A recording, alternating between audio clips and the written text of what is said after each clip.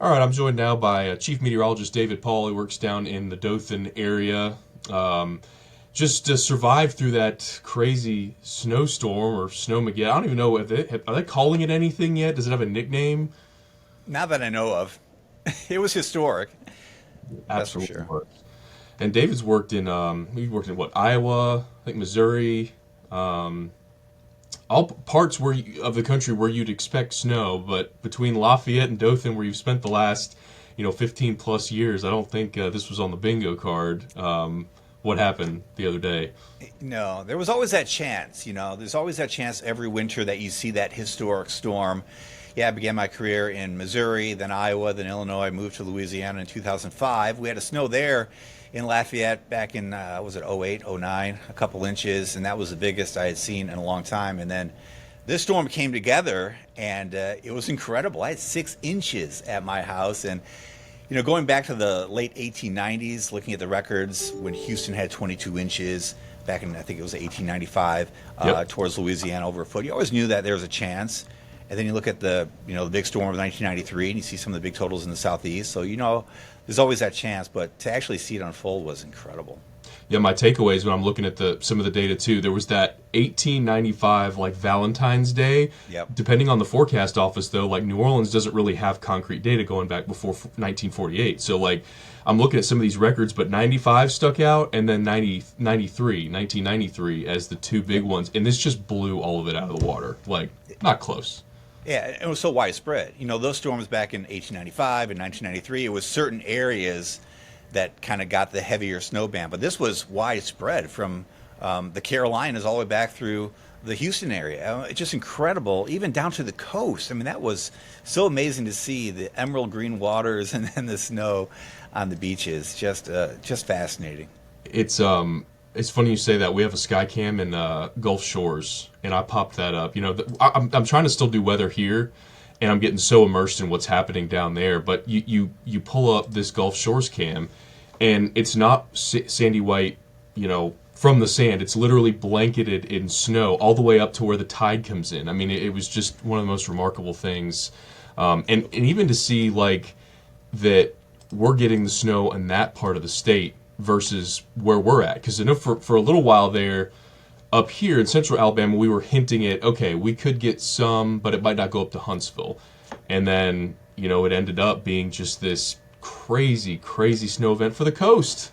Yeah, all the way down to the coast. And what's amazing is the modeling really picked up on it. I mean, looking a week out, you kind of saw the ingredients coming together, but then you go short term, and the models did a really good job depicting the snow area, and they kept trending colder and colder. So for us in southeast Alabama and in the Panhandle and southwest Georgia, it became obvious that this was not going to be a mix event or a freezing rain event, that it would be a snow event, an all snow event for the whole area, which, going down to the coast there, I mean, to see that, incredible. Pensacola, Crestview up to Andalusia, there were some 10 to 12 inch totals over western parts of the Wiregrass there in the Covington County. Just incredible. And even in the Dothan area to see 6, 7 inches in spots, it was something to see. When was the first day, if you remember, that you really bought into the fact that it was going to snow? Not even that it was going to snow, 6 to 8 inches, but that you were at least going to get a couple inches of accumulation. It was the Wednesday before, so 6 days in advance during our Weather Extra show. Having lived and forecasted in the Midwest and growing up in the Midwest, and I dealt with snow for 20 some years of my life. And I said 6 days before, I said, this looks to be a legitimate snow event for us because all the ingredients were coming together. You had the cold air moving south, straight south from the Arctic all the way down to the Gulf Coast. That, of course, is always the question mark when it comes to winter weather in the South. Will it be cold enough, the whole vertical profile of the atmosphere? So that became pretty apparent that, yeah, this is probably going to happen. And then you look at the jet stream, that upper level energy to the west. You look at the low pressure that would induce in the western Gulf of Mexico, tracking through the Gulf, throwing that moisture northward. So the key ingredients were looking pretty realistic 6 days out. So that's when I thought, this might actually happen. This meteorologically speaking, looks like the perfect setup. Yeah, and so you have a lot more experience with snow stuff than I do. Obviously, I've spent my entire career so far in Alabama, so Yep. snow, winter weather forecasting. You kind of touched on it, but like, what do you think was the biggest factor in this all lining up? Was it just a combination of all of that? Like, to me, it was tough, even up until like 2 days out, for me to wrap my head around, okay, we've got this Arctic air, but we also have this Gulf moisture in play, which Yeah. you don't usually see those two together. But what was like the biggest takeaway, I guess, leading up to it that was the huge factor in this happening? I was watching that vorticity max, that little piece of shortwave energy out in the Pacific that came up over a ridge into Canada, dropped south through the Rockies towards the southern part of the Plain States, and that was key because you had the cold air in place, but the cold air doesn't do anything unless you have the moisture to be pulled northward. And what's going to pull the moisture northward? That upper level piece of energy helped to produce that low pressure in the Western Gulf, and that was the key as we went through time. So that's what I was watching, 3-4 days in advance. Where would that track, and would it time up perfectly with that cold air? And it did. So again, meteorologically speaking, it doesn't matter where you are in the world. If the ingredients come together, they're going to come together and produce what winter weather produces in the form of snow. So that was kind of the key factor, and the confidence kept increasing as we were nearing the event, even though it was hard to wrap your mind around the fact that, wow, this could be a big snow event. If you just took yourself away from where you live, we're in the deep south, from a weather perspective, it looked like it would definitely be coming together. I'm looking at some of these totals here, and Yeah. I hand drew this because I wasn't able to find a That's a KML, good but map. I have so much fun building maps, man. I love building me some maps, but when I'm looking at this and this might be a dumb question again. This is still snow is something I'm still learning about a Yeah. lot, early on. But was there any is there any weight to the fact that you saw these snow swaths? I mean, I'm looking at the radar and I'm seeing DBZ returns of 30 Yeah. with snow, which is very high. You'd see that in a snowstorm in the middle of the country. Did the Gulf, like similar to a lake effect scenario, did that play a role in some of these heavier bands coming through at all? No, not really, because you had the lower level flow was offshore, so you didn't have any Gulf effect snow mixed in. But I was mentioning this in my post before this event. In a snow event, you get banding that sets up, and it's really due to the winds up above several thousand feet in the atmosphere. That's the flow, that moisture flow in from the Gulf, and there's convergence in the atmosphere. So it's the convergence that sets up these bands in the atmosphere. So that was producing these heavier bands, and there was one heavier band in Louisiana with the initial forming of that low. As that low in the Western Gulf kind of came together, it sat there, it just spun for a while, so that increased the snow totals in Louisiana that you see. And then as that low was finally on the move up to the east-northeast, that created a little more convergence for a longer duration over parts of the western panhandle into southeast Alabama and Georgia. So that's really the key when it comes to an event like this. It's, where do you get the convergence and then the banding of that moisture? Because you think about it, it's just that moisture is, kind of being squeezed together, and that's where the heavier snow bands set up. No, that's a really good explanation. I had somebody ask me that, and I just didn't know the answer. I thought, Yeah. well, I mean, it's plausible, but given the wind profiles, that absolutely makes sense that had no role in it. It just, you look down at these coastal locations like, Louisiana. You're pretty familiar. You lived in Lafayette. I mean, Right. 8 to 12 inches there, down to these parishes. You think of Louisiana as this hot, humid, Yeah. and not It at was all like amazing. And I'm in you work, with me for a long time, and we never went through a snow event like this, but I'm always trying to use that experience from the past and help the younger forecasters. So my meteorologist Ryan Duggar, who I work with every night, I was explaining to him, and this is good for you to understand too. You look at your 850 millibar temperature profile, and usually the heaviest snow sets up between 0 and -4 Celsius at 850. And it's usually just north and northwest of where that 850 low track is. So typically the very heaviest snow band will set up pretty close to where the -2 Celsius isotherm is at 850. But generally 0 to -4 is that band of some decent snow, and -2 kind of that sweet spot for snow. So if you go back and you look at the models trending colder and just watching the 850 temperatures, it was like, boy, it's all setting up through Louisiana into parts of the southeast. Was there one model in particular that handled this better far out before things kind of came together? Far out, I think I'd probably say the Euro did a pretty good job depicting the scenario, the European model. And then as we got closer, the graph model, the IBM graph, which, the weather company is a software company that produces a lot of information for TV stations across the country. They have their own proprietary model, the IBM graph. That graph model did a great job. It was funny. I was texting my friend in Lafayette, who's the chief where I left from in 2015. I said, what do you think of these models? This model run showing 12 inches in Lafayette, and it just seems so crazy, but it ended up being pretty close to reality.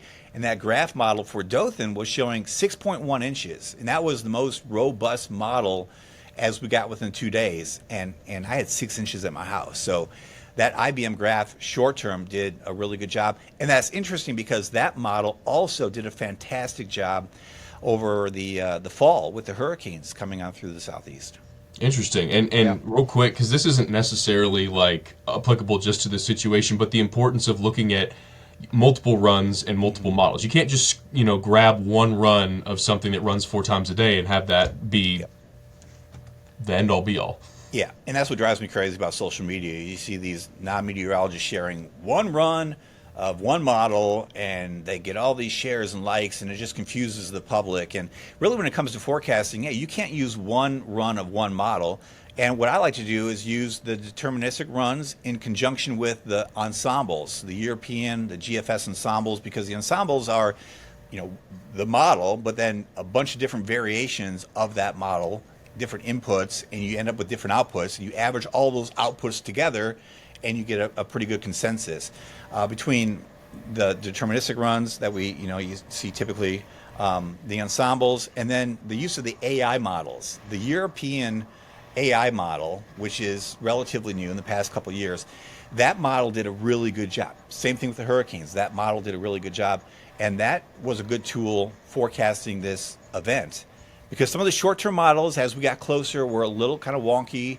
The RAP, the HER, showing the moisture more to the south. But the AI Euro was really consistent, showing that heavier band that's set up in the panhandle up through southeast Alabama. And the moisture amounts were pretty good in that AI model as well. So, forecasting is not just you said it, one run of one model. It's the compilation of all the data and then tying that data in with your experience and producing a forecast.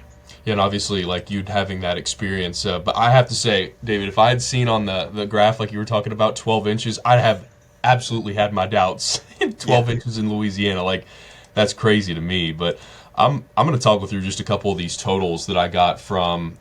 These were either National Weather Service chats from the chat office or official measurements. And this is just, nuts. Were people excited about this? Did people, really jump on board with this being historic, or was this more of a nuisance? No. So, and I told this to my Met Ryan. This is my 20. How many years have I been doing this? 28 years. 28 years. So I told him that this was probably the most fun I've ever had in a weather event in 28 years. Because growing up in the Midwest, when it snows, people are like, I got to drive in, it's going to be around forever. This was so fun. Everyone loved it. Everyone absolutely loved it. I created a frostiometer. I saw that. I liked so it. that was kind of expressing my confidence in the event unfolding, and it kind of built up the excitement, and the confidence grew, and Frosty kept going up the scale. So when it actually happened, everyone loved it. It was so fun. It was so many memories were made. It was just a great event. It really was. So, we talked about how rare it is and how they were able to take it in. Would you classify this as like a 100 years snow, or what on the order would you call this, I guess, to compare to what's happened before? Yeah, good question. I was thinking about every 100, 150 years you see an event like this. When you look at the fact that it was so widespread, it might be another 100, 150 years. Now, you say that, but what that means basically is there's a 0.07% chance or whatever, every year that it happens. So it could happen 2 years in a row, but, typically, you're looking at over 100 years before you see this event again. Yeah, that's good clarification there, because we always talk about the 100-year floods or, exactly. 100-year this, and that gives it good context. But like places like Panama City, I think their record before this was like an inch, maybe a half inch when I looked at the climate data. some of these places didn't even have. I think they went back to like 1972. Didn't even have snow ever falling there. And then, I mean, I used to go to Laguna Beach multiple Saturdays when I Right. lived in Dothan. 3.3 inches. It's amazing. It's Absolutely amazing. nuts. I was talking to a buddy in Panama City Beach in the days leading up to this event, like the Thursday, Friday before, and he was thinking of taking his kids and going somewhere north to see the snow. I said, I don't think you really have to go anywhere. Just kind of stay put because that snow's coming to you. And it's so hard to believe to see those totals down to the coast. And then you look at, yeah, Andalusia, 7 inches, Foley, in Baldwin County, I mean, down to the coast, 10 inches, and Mobile, 7.5 inches, and Pensacola, I mean, 9 inches almost. It's just unheard of. It really Yeah, is. there were three sensors in Pensacola. This is the official one they gave was 8.9. I believe that was at the airport, but they have three other sensors that were around 9.4 inches. And all of my extended family lives in Pensacola. They didn't know what to do with themselves. That's why, like, I think you had an explainer video on how to make a snowman. Yeah, yeah. That's exactly what people needed because you don't ever see that. Sandcastles, Right. sure, but snowmen. Yeah. Yeah. Start with the ball. Roll, flip, roll, flip, roll, flip. The key to Oh. the snowman is you don't want that second ball to be too big because if it's too big, then you need like 3 or 4 guys to help pick it up and place it on the base. Yeah, and so you mentioned the snow. I'm glad you did because I didn't want to forget asking this. It looked like it was big, flaky, light. Like it didn't look like the snow when I grew up and I was in outside the Atlanta area. When it snowed, it was a wet snow that if you hit somebody with a snowball, it was like a wet brick. It was awful. Right. Was this more like that fluffy northern type snow? Absolutely. Yeah, this is the snow that you would see in the far north, really, like a Minnesota type snow, Iowa type snow. It was so cold, it was dropping to 25, 26 degrees here when it was snowing.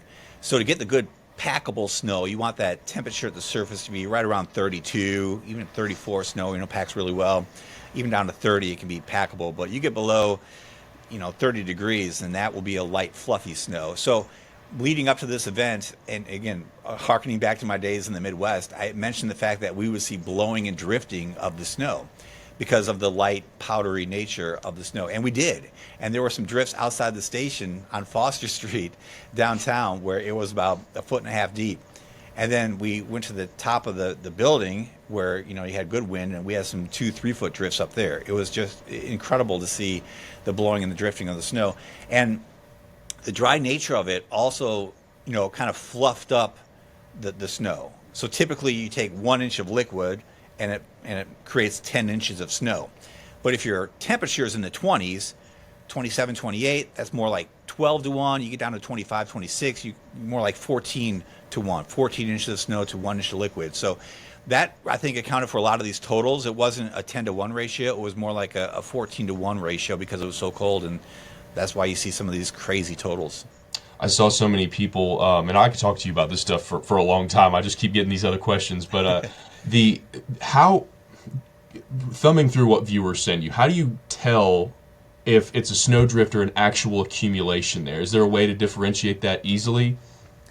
Not really. I guess you kind of examine around the pictures to see if there's if it's an open area. So usually if it's an open area, I feel pretty good about the snow totals if there's like a uniform look to the snow.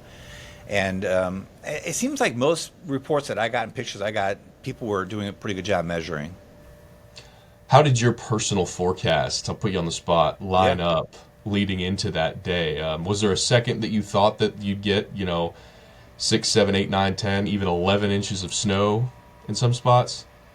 2 days, 3 days ahead, I was saying 1 to 4 inches is a pretty good bet. 1 to 4. Now the record for Dothan is 2 inch was 2 inches, so 1 to 4 was like you could double the record, which is incredible. Then as we got closer, the day before, we started seeing some of the model data go a little more aggressive. I mentioned the graph model that was at 6.1 inches. And then you look at some of the other short-term modeling, the liquid precip, I saw 0.7, 0.71. Then you start thinking, boy, 10 to 1 is 7 inches. If it's 14 to 1, it's 9, 10 inches. Now, I would never forecast 9 inches of snow because it's such a crazy event. So, yeah, my 1 to 4, then I bumped it to 3 to 5 the day of with upside potential, and that ended up being a pretty good forecast given what you're looking at, given the fact that this tripled the biggest snow events on record for Dothan going back to 1965. And Yeah, trying to forecast an extreme event like this, it's difficult. yeah. So, great stuff, David. I feel like you shed a lot of light on that. And again, this will be one of those things where you remember where you were. I know the 1993 snowstorm, I was very little. I vaguely remember being stuck in 10 inches of snow, like plopped down as a kid to show how tall it was. But this was one to watch from a distance. And I was texting you all throughout this because I couldn't believe it. Our former intern, Stuart, is from OP, and he was sending me some of his totals from there too. Just a crazy, but also fascinating event. Yeah, so fun to go through. Whenever you have an event like this, an event that's fun, it's not like the tornado outbreak of April 2011 where you had devastating impacts. This was a much more fun event. So when you have a crazy historical event, but people enjoy it and they have a good time with it, it's kind of the best of both worlds. Part of me was like, man, I wish I were in Lafayette to see that snowfall, but then I'd be wishing I were in Dothan to see the snowfall. Anytime you have an event like, record setting like this, you want to be everywhere at the same time, and you can't. You pick one spot. How do you feel? I'm going to turn the tables a little bit. How do you feel missing out on this event being up in Birmingham? It was tough because I still have several friends down there that live in Slocum and Malvern. Yeah. And they were sending me pictures as it went throughout the day. And I was like, man, I never would have thought that I'd be missing out on a snow event by being further north. Right. So that I felt left out. Being there would have been awesome, especially to see what is a long form coverage of snow. Because we've done so many severe weather. That's we're wall to wall. It's severe weather. It's never for snow. So yeah, I definitely felt left out a little bit, but I was nevertheless glad to see it through. I followed your stuff and a lot of the viewers down there that still keep in touch with me. I felt like I got to see it through their eyes, but it's still. Me and some friends, we used to run on that Slocum football field there, and some of the pictures I got was the evolution of the snow on Slocum's football field. Yeah. And I never thought I'd see that. It was incredible. The long duration of the snow was amazing. It started snowing at my house right around, I think it was 12:15, the first flakes, and it didn't stop until 9 o'clock roughly.